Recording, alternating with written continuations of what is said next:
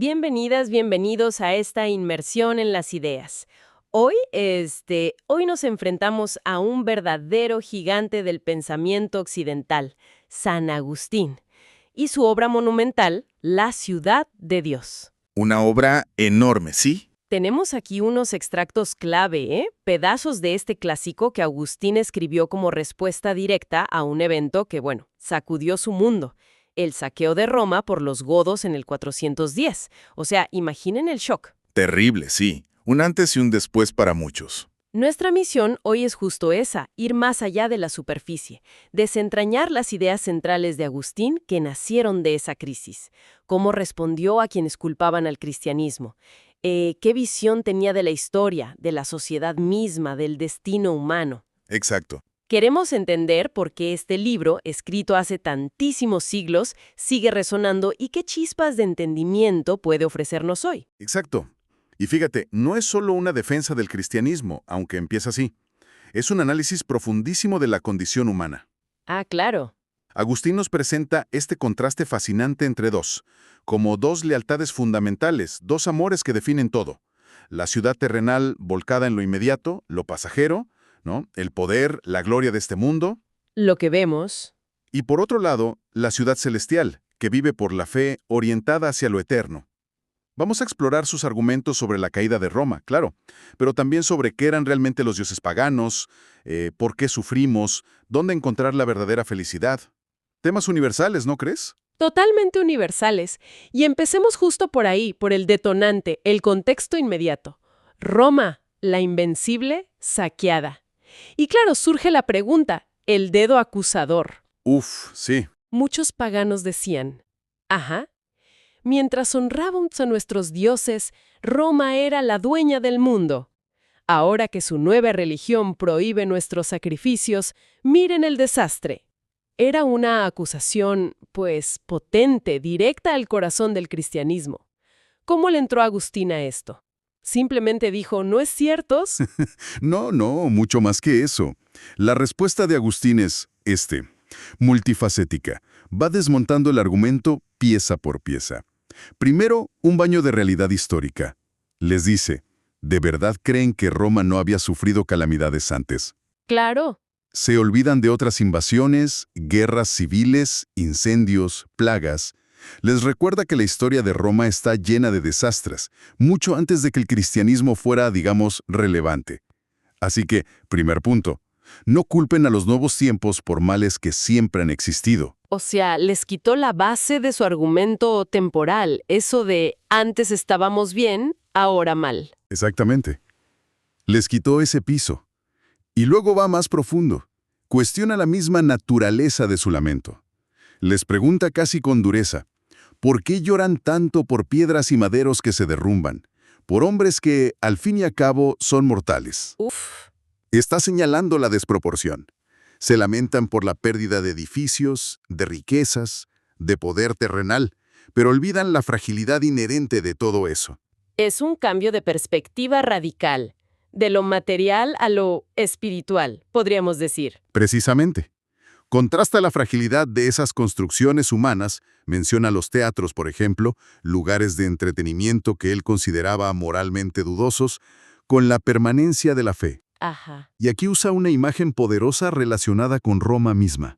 Las memoriae, los memoriales o reliquias de los apóstoles Pedro y Pablo, que estaban allí.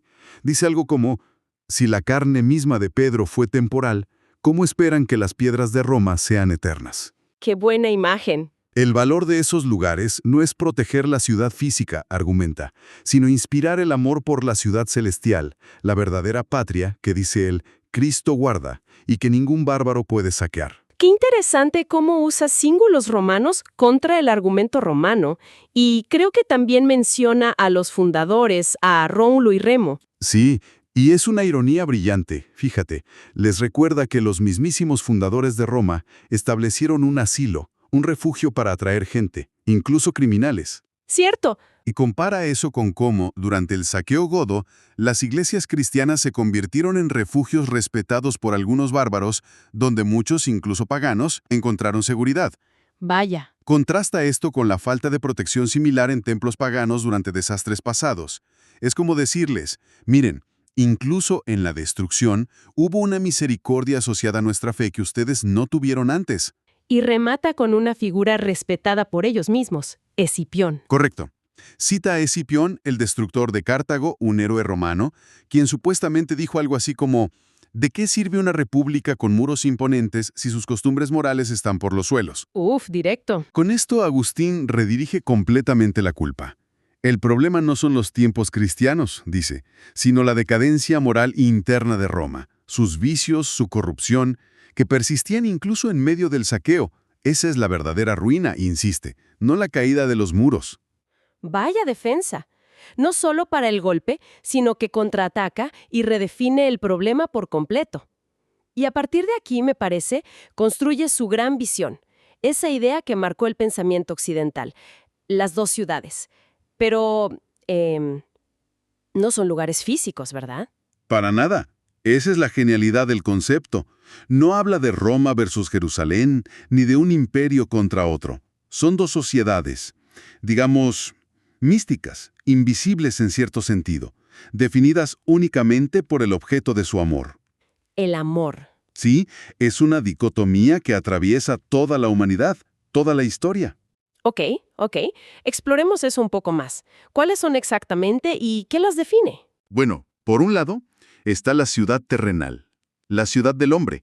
Agustín dice que nace del amor propio hasta el desprecio de Dios. ¡Qué fuerte! Sí, es una frase potente.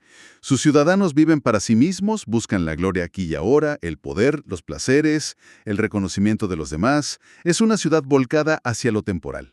Su símbolo, dice Agustín, es Babilonia, que él relaciona etimológicamente con confusión. ¿Confusión? Y su arquetipo, su primer ciudadano, es Caín, el que mató a su hermano por envidia, por amor propio herido. ¡Qué fuerte la descripción, de verdad! Amor propio hasta el desprecio de Dios. No es solo egoísmo, es como una elección fundamental de prioridades. ¿Y la otra ciudad? Es el reflejo inverso. La ciudad celestial, la ciudad de Dios. Esta nace del amor a Dios hasta el desprecio de sí mismo. Ok. Ojo, esto no significa odiarse a uno mismo en un sentido destructivo, sino poner a Dios por encima del propio yo, de los intereses egoístas. Sus ciudadanos viven por la fe, son peregrinos en esta tierra buscando la paz verdadera y eterna. Su primer representante, pues, es Abel, la víctima justa, el que agradó a Dios. Entonces, estas dos ciudades existen como separadas, como dos bandos claros en el mundo. Aquí está el punto crucial y a menudo mal entendido. Agustín dice que en esta vida, en la historia humana tal como la vivimos, las dos ciudades están mezcladas, entretejidas. Mezcladas. Sí, como el trigo y la cizaña, en la parábola, ¿recuerdas? En la misma familia, en la misma ciudad física, incluso dentro de la misma iglesia visible, hay ciudadanos de ambas. No puedes trazar una línea clara en el mapa. Están en conflicto constante, una tensión que mueve la historia. Solo se separarán definitivamente en el juicio final. Eso lo hace mucho más complejo, claro. Si están mezcladas, ¿cómo vemos esa tensión en la historia? Según Agustín, se manifiesta en eventos concretos. Él interpreta toda la historia a través de esta lente. Ve los grandes imperios, Asiria, Babilonia, la misma Roma, como manifestaciones predominantemente de la ciudad terrenal, con su ambición de dominio y gloria pasajera. Entiendo. Pero incluso dentro de la Iglesia, la institución que representa a la ciudad de Dios en la tierra, él admite, es muy honesto en esto, que hay hombres carnales, gente que está ahí por motivos equivocados, que en espíritu pertenecen a la otra ciudad. O sea, dentro de la misma iglesia. Exacto. Las persecuciones que sufre la Iglesia desde fuera, pero también las herejías, los cismas, los escándalos que surgen desde dentro. Todo eso es parte de la lucha, de la coexistencia conflictiva de estas dos ciudades aquí en la Tierra. O sea, el conflicto no es solo externo, tipo iglesia contra imperio, sino también interno a la propia iglesia. Qué interesante. Exacto. Y es fascinante cómo Agustín incluso ve un propósito divino en esto. Argumenta que Dios permite estos males, las persecuciones, las tentaciones, las pruebas internas, para purificar a los verdaderos creyentes, para fortalecer su fe, para separar el trigo de la cizaña gradualmente. Incluso el mal, en su visión, puede servir a un bien mayor, en el plan divino. Fascinante, de verdad. Ahora, Agustín no solo defiende, como vimos, también ataca. Dedica una parte enorme de la ciudad de Dios a criticar la religión pagana. Aquí es donde, como dijiste al principio, se pone realmente interesante. ¿Cuáles eran sus principales dardos contra los dioses romanos y sus cultos? Los dioses paganos, tal como se les presentaba en los mitos y en el culto oficial, eran francamente inmorales. ¿Inmorales? ¿Cómo? Pues sus historias estaban llenas de adulterios, engaños, crímenes, venganzas, comportamientos terribles. Y lo peor, dice Agustín con una ironía brutal, es que estas mismas bajezas se representaban públicamente en los espectáculos teatrales, los famosos ludis caenici. ¿Los juegos escénicos eran como obras de teatro populares? Sí, obras de teatro, pantomimas, a menudo muy subidas de tono, que eran parte oficial de las festividades religiosas. Agustín recalca que, según algunas tradiciones paganas, fueron los propios dioses quienes exigieron estos espectáculos. No puede ser. Así es, o sea, no solo no daban buen ejemplo, sino que pedían ser honrados con representaciones de vicios. Entonces Agustín pregunta, ¿qué clase de guía moral pueden ofrecer dioses así? ¿Qué clase de virtud se puede aprender de ellos? Es una muy buena pregunta. Parece un contrasentido total. ¿Qué más criticaba? Se burla casi de la extrema especialización del panteón romano. Había una multitud casi ridícula de dioses menores para cada pequeña cosa de la vida. ¿Cómo cuáles? Menciona a Cunina, la diosa que velaba a las cunas; Segesia, la que cuidaba las mieses cuando ya habían brotado; Tutilina, la que protegía el grano ya almacenado; hasta Cloaquina, la diosa de las cloacas. ¿En serio? ¿Una diosa para las alcantarillas? No te creo. Sí, tal cual. Y Agustín lo usa para mostrar lo absurdo y fragmentado de su sistema. Les dice básicamente, ¿cómo puede compararse esa multitud de mini-dioses con el Dios único, creador de todo, omnipotente y fuente de toda virtud? Ustedes necesitan un Dios para cada tarea trivial. Nosotros creemos en uno que lo gobierna todo con sabiduría. Claro, pone en evidencia la falta de coherencia, ¿no? Y creo que también usa a los propios autores romanos en su contra, ¿o me equivoco? Totalmente. Y eso es muy hábil de su parte. No se basa solo en la crítica cristiana desde fuera. Cita a eruditos romanos muy respetados como Varrón o al filósofo y orador Cicerón. Figuras que ellos mismos respetaban. Exacto. Y señala que ellos mismos, en sus escritos más filosóficos o quizás más privados, admitían que muchas de las historias mitológicas eran fábulas, que muchas prácticas religiosas populares eran pura superstición, y que los poetas se habían tomado muchas libertades inventando cosas sobre los dioses. O sea que incluso entre los paganos cultos había cierto escepticismo sobre su propia religión popular. Precisamente. Varrón, por ejemplo, distinguía entre la teología mítica, la de los poetas, llena de fábulas; la física, la de los filósofos, más abstracta; y la civil, la religión del Estado, necesaria por razones políticas. Agustín aprovecha estas distinciones para decir, ¿ven? Ni siquiera ustedes se ponen de acuerdo ni creen realmente en todo esto. ¿Qué estrategia? Su conclusión final es demoledora. Esos supuestos dioses, o bien no existen y son pura invención humana, o son en realidad demonios malignos que buscan engañar a la humanidad para apartarla del Dios verdadero, o, en el mejor de los casos, son simplemente hombres importantes del pasado que fueron divinizados después de morir. Eso se llama eugemerismo. Eugemerismo. Sí, la idea de que los dioses fueron originariamente humanos. En cualquier caso, concluye Agustín, son incapaces de dar verdadera virtud o salvación eterna. Es una demolición sistemática, la verdad. Ahora, volviendo un poco al sufrimiento causado por el saqueo, mencionaste antes que aborda temas muy delicados como la violencia sufrida por mujeres cristianas, incluso vírgenes consagradas. Ese es un punto increíblemente doloroso y difícil. ¿Cómo lo trata teológicamente sin minimizar el horror de la experiencia? Es un equilibrio muy complejo el que busca Agustín aquí. Reconoce plenamente el horror y el trauma físico y psicológico. No lo niega ni lo minimiza en absoluto. Pero su argumento teológico central es firme. La virtud reside en el alma, en la voluntad, no en el cuerpo físico como tal. ¿Cómo es eso? Dice que una agresión externa, por brutal que sea, no puede manchar la castidad del alma si no hay consentimiento interno. Cita algo así como, la virtud que nos hace vivir rectamente gobierna los miembros del cuerpo desde la fortaleza interior del alma. Si la voluntad de la persona permaneció firme en su propósito de castidad, aunque el cuerpo haya sido forzado y la experiencia sea profundamente humillante y vergonzosa, no hay culpa moral para la víctima. Eso es crucial, separar la agresión externa de la integridad interna, de la voluntad. Pero entonces la pregunta obvia es, ¿por qué Dios permitiría algo tan terrible, especialmente a personas devotas, a sus fieles? Agustín admite que las razones últimas pertenecen a la providencia divina y son, en gran medida, un misterio para nosotros. No pretende tener todas las respuestas, pero ofrece algunas posibles explicaciones, siempre con mucha cautela. A ver. Quizás, especula, para humillar cualquier sombra de soberbia, incluso una soberbia futura o inconsciente sobre la propia virtud. Quizás para probar y fortalecer esa misma virtud, como el oro se prueba en el fuego. O tal vez, una idea muy agustiniana, para enseñar que la castidad no es solo un logro humano o un bien corporal que se puede poseer y perder fácilmente, sino una fortaleza del alma que depende en última instancia de la gracia de Dios. Entiendo, son posibles interpretaciones dentro de una visión de fe, no son justificaciones fáciles del sufrimiento. Y en este contexto tan duro, ¿qué dice sobre el suicidio?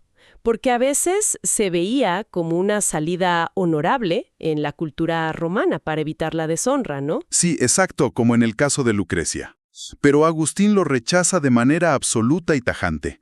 Para él, el suicidio nunca es una opción válida, ni siquiera en estas circunstancias extremas. ¿Por qué? Lo considera un homicidio quitarse la vida que solo Dios da y por lo tanto un pecado grave. Argumenta que cometer un pecado, el suicidio, para evitar sufrir las consecuencias del pecado de otro, la violación, no tiene ningún sentido moral. La verdadera fortaleza, insiste, está en soportar el sufrimiento con fe, confiando en Dios, no en huir de él a través de la muerte autoinfligida. Una postura muy firme, sin duda. Y esto lo conecta con su visión más amplia sobre la felicidad, ¿cierto? Critica a ciertos filósofos que creían poder alcanzarla aquí en la Tierra, por sus propios medios. Sí, critica especialmente a los estoicos, aunque también a otros, que pensaban que la virtud por sí sola, alcanzada por esfuerzo humano, podía garantizar la felicidad y la paz interior completa en esta vida. Para Agustín, eso es una ilusión y hasta peligrosa. ¿Una ilusión? Sí, porque él ve la vida humana como intrínsecamente marcada por el desorden interior que es consecuencia del pecado original, por las pasiones que nos arrastran, la ignorancia, la fragilidad corporal y mental. Incluso los más virtuosos sufren enfermedades, pérdidas, tentaciones. La verdadera paz, la felicidad completa y sin sombras, dice él, no es de este mundo. Entonces, ¿dónde está? Es un don trascendente que solo se alcanza en la unión plena y definitiva con Dios en la vida eterna, en lo que él llama simbólicamente el gran sábado, el descanso final y perfecto después de las fatigas de esta vida. Entonces, la felicidad terrenal siempre será imperfecta, como una sombra o una promesa de la verdadera. Y esto nos lleva a temas aún más de fondo que tocan estos extractos: la creación, los ángeles, el libre albedrío. ¿Qué ideas clave nos presenta Agustín sobre estos grandes misterios del origen y la naturaleza de las cosas? Bueno, reafirma pilares fundamentales de la fe cristiana. Primero, Dios como creador único de absolutamente todo lo que existe, tanto lo visible como lo invisible, lo material como lo espiritual, como las almas y los ángeles. ¿Ok? Y un punto fundamental aquí: todo lo que Dios crea es bueno por naturaleza, porque Él mismo es el sumo bien. Suena simple, pero es clave contra ideas dualistas como las maniquías, que postulaban un principio del mal equiparable a Dios. Entendido. Pero si todo lo creado es bueno, ¿de dónde viene el mal entonces? Esa es la pregunta del millón, ¿no? Ah, la gran pregunta, sí. Agustín explica que las criaturas, aunque buenas en su origen, son mudables, cambiantes, porque fueron hechas de la nada, ex nihilo, a diferencia de Dios que es inmutable y perfecto. El mal, para Agustín, no es una cosa creada por Dios, no es una sustancia. Entonces, ¿qué es? Es una privación del bien, una ausencia, una corrupción de la bondad original. Surge de la elección equivocada de la voluntad libre de las criaturas racionales, ángeles y humanos. Y ahí entran los ángeles caídos y la caída de Adán. Exacto. Habla de los ángeles, creados todos buenos, pero algunos, liderados por Lucifer, por soberbia, eligieron mal. Quisieron ser su propio centro, su propia fuente de poder y felicidad, en lugar de permanecer unidos a Dios, que es la fuente de todo ser y bien verdadero. Ese fue el primer pecado, la raíz de todo mal. Al apartarse voluntariamente de Dios, se cayeron, se corrompieron y se convirtieron en demonios. ¿Y Dios no pudo evitarlo? ¿O no lo sabía de antemano?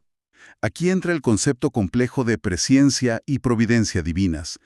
Agustín sostiene que Dios, en su conocimiento eterno y perfecto, sabía de antemano que algunos ángeles y luego los humanos caerían usando mal su libertad. Pero aún así los creó libres. Exacto.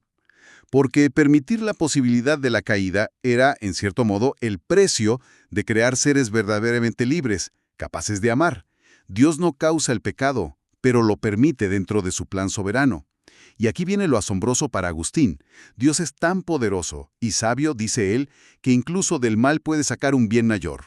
¿Cómo?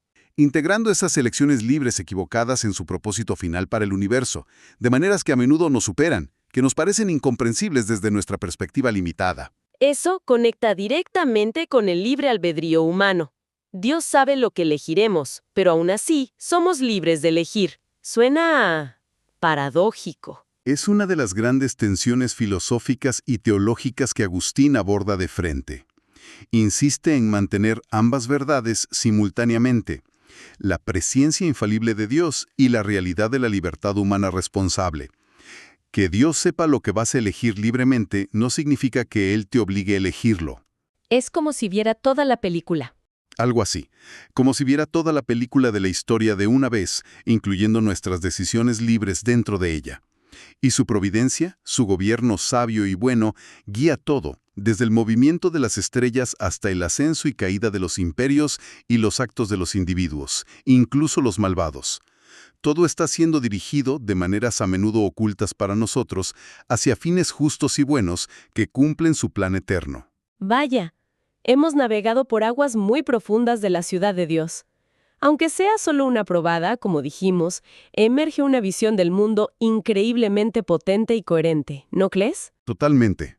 Es como si Agustín nos diera un mapa para entender la historia humana no como una sucesión caótica de eventos sin sentido, sino como un drama cósmico entre dos amores, dos lealtades fundamentales, una crítica implacable a poner la esperanza solo en lo terrenal, en lo que se ve y se toca, y una apuesta firme por un destino trascendente guiado por Dios. Entonces, si tuviéramos que destilarlo, ¿cuál sería el gran mensaje que nos deja? Yo diría que Agustín nos ofrece fundamentalmente una teología de la historia y un profundo diagnóstico de la condición humana. Nos da herramientas para intentar interpretar el sentido de nuestra existencia, la naturaleza del bien y del mal que luchan dentro y fuera de nosotros, y el propósito último de la historia misma. Nos recuerda, frente a cualquier crisis temporal por más terrible que sea, como lo fue la caída de Roma para su mundo, que hay una realidad más grande, una esperanza más sólida, la ciudad eterna. Que lo terrenal es pasajero. Exacto. Que las tragedias de la ciudad terrenal, aunque profundamente dolorosas, son pasajeras en la escala de la eternidad. Una perspectiva que, sin duda, ofrecía consuelo y fortaleza en su época tan convulsa. Y quizás sigue siendo relevante hoy. Por eso, un último pensamiento para dejar flotando para la reflexión. Este libro se escribió hace más de 16 siglos, en un contexto muy distinto al nuestro, claro está. Muy distinto. Pero resuena todavía hoy esa distinción radical de Agustín entre la ciudad terrenal, esa sociedad, esa mentalidad enfocada en el poder, el placer inmediato, la gloria efímera, el amor propio exacerbado, y la ciudad celestial, guiada por principios que van más allá de lo material, por el amor a algo o a alguien superior, por la búsqueda de una paz y una justicia duraderas. Es una buena pregunta. ¿Podría esa lente de las dos ciudades, de los dos amores fundamentales que nos mueven, ayudarnos quizás a analizar las motivaciones profundas, las tensiones y los conflictos que vemos hoy en nuestro propio mundo, en nuestra cultura, incluso dentro de nosotros mismos? Ahí lo dejamos.